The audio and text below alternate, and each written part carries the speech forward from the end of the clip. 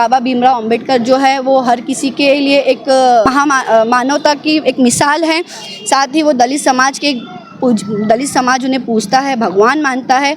तो जाहिर सी बात है कि अगर हमारा भगवान है तो हम तो अंबेडकर करेंगे, लेकिन इन्हें अंबेडकर के नाम से तकलीफ़ है। लेकिन अगर इसी अंबेडकर के नाम को छोड़ के अगर हम अडानी करें तो इन्हें तकलीफ़ नहीं होगी। फिर ये उसी संसद में बैठकर अडानी की और नई स्कीमें लाएंगे।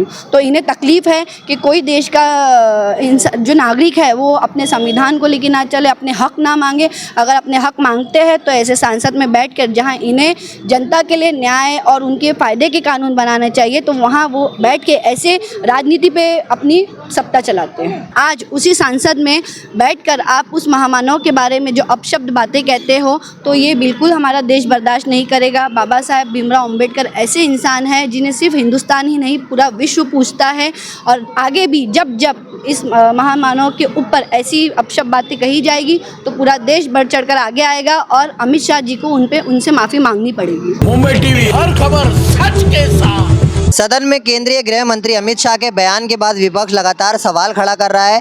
इस पर तमाम तरीके से अलग अलग राज्यों में विरोध प्रदर्शन किया जा रहा है और इसी विरोध प्रदर्शन में जो बाबा साहब अम्बेडकर के चाहने वाले वो इस बयान को लेकर ये कह रहे कि अपमान किया गया है और इस पर अमित शाह जी को माफ़ी मांगना चाहिए।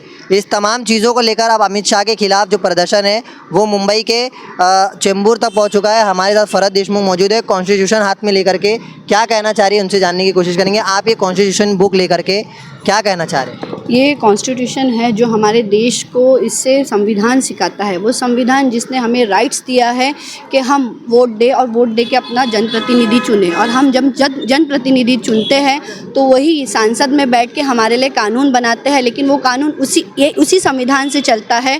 और ये वो संविधान है जिसे एक महामानव ने अपनी ज़िंदगी के 2 साल 11 महीने 18 दिन दे के बनाए हैं। और आज उसी सांसद में बैठकर आप उस महामानव के बारे में जो अपशब्द बातें कहते हो, तो ये बिल्कुल हमारा देश बर्दाश्त नहीं करेगा। बाबा साहेब भीमराव अंबेडकर ऐसे इंसान हैं जिन्हें सिर्फ हिंदुस्तान ही नहीं पूरा विश्व पूजता है। और आगे भी जब इस महामानव के ऊपर ऐसी अपशब्द बातें कही जाएगी तो पूरा देश बढ़ चढ़कर आगे आएगा और अमित शाह जी को उनसे माफ़ी मांगनी पड़ेगी। जिस तरीके का ये बयान हुआ, कल के दिन बीते दिन जो है कांग्रेस कार्यालय पर तोड़फोड़ की गई, जिसके बाद पुलिस ने लाठीचार्ज भी किया। भारतीय जनता पार्टी लगातार इस पर अपनी तरफ से अलग बयान दिए जा रहे हैं। भारतीय जनता पार्टी ने उस वक्त उस तोड़फोड़ में कहा है कि आपने देखे होगा, अगर वो वीडियो वायरल हुआ था कि वो तोड़फोड़ के वक्त भी डॉक्टर भीमराव अंबेडकर के नारे लगा रहे थे।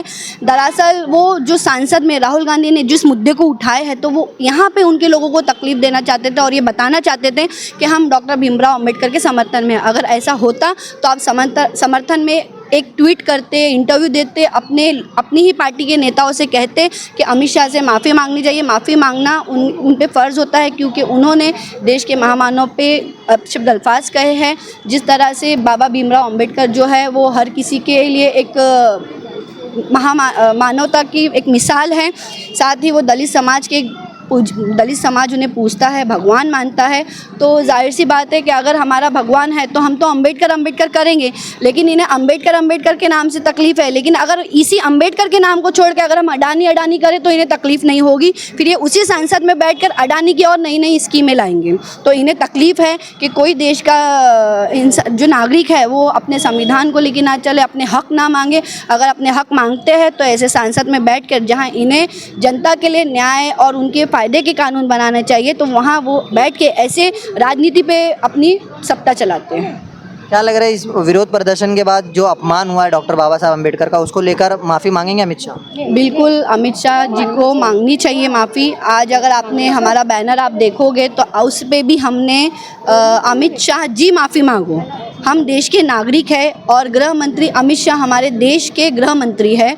तो हमें हमारे देश के एक वो लोक प्रतिनिधि है, गृह मंत्री है, एक हमारे देश को रिप्रेजेंट करते हैं। तो हमें ये पता है कि हमें हमारे देश के गृह मंत्री हो या प्राइम मिनिस्टर हो, उनकी किस तरह से रिस्पेक्ट करनी चाहिए। तो आज आपके चैनल के माध्यम से मेरा ये स्पेशली अमित शाह जी से मैसेज है कि जिस महामानव ने हमारे देश को संविधान दिया, जिस महामानव ने हमारे देश को जीना सिखाया, जिसके लॉ से, जिसके संविधान से आप अपनी सरकार चला रहे हो, तो आपने जो उनके बारे में अपशब्द बातें कहे हो, आपको उनसे माफ़ी मांगनी चाहिए। तो ये देखना है कि अब केंद्रीय गृह मंत्री जो अमित शाह है वो किस तरीके से बाबा साहब अम्बेडकर के जो बयान दिया गया है उनके द्वारा उस पर वो माफ़ी मांगते हैं या नहीं। कैमरामैन नाहिद कुरैशी के साथ अफजल शेख, मुंबई टीवी।